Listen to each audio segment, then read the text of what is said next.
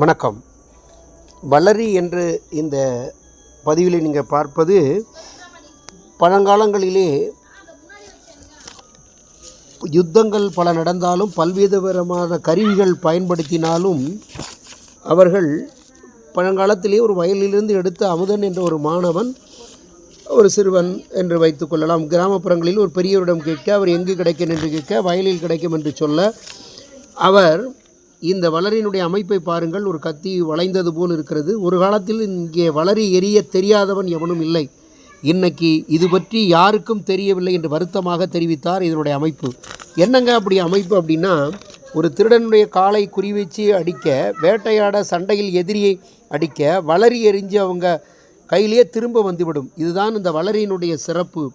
போர்க்களங்களிலே துப்பாக்கி சூடு, யானைப்படை, குதிரைப்படை, காலாய்ப்படையில் இருந்தாலும் கூட, அது ஆங்கிலத்தில் இன்று சொல்லுவோம் என்றால், so many weapons available in the battle, fight against opponent, so many instrument used.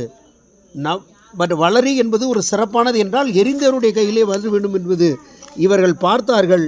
அந்த பாளையக்காரர்கள் கிட்டத்தட்ட அதை எதிர்த்தார்கள், அதற்கு தடயம் விரித்தார்கள். 1801 பாளையக்காரர் போர் நடந்த பொழுது அதை என்ன செய்தார்கள் என்று கேட்டால், அதற்கு ஒரு தடை சட்டம் கொண்டு வந்து வளைந்த வாழையரி என்ப அமைப்பு. இது கிட்டத்தட்ட ஒரு 18ஆம் நூற்றாண்டில் இருந்தது. இந்த வளரி ஆப்பிரிக்கா, ஆஸ்திரேலியா பழங்குடி மக்கள் பூமராங் என்ற கருவியை ஒத்திருக்கிறது என்றார்கள். அதோடு மட்டுமல்ல, இந்த பாளையக்காரர் போரில்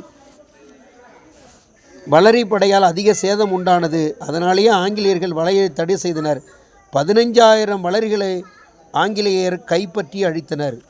குறிப்பாக இதனுடைய முக்கியத்துவம், அந்த வளரியை எதிரியை அழுத்தும் பொழுது தன் கையிலே அது வந்து விடுகிறது.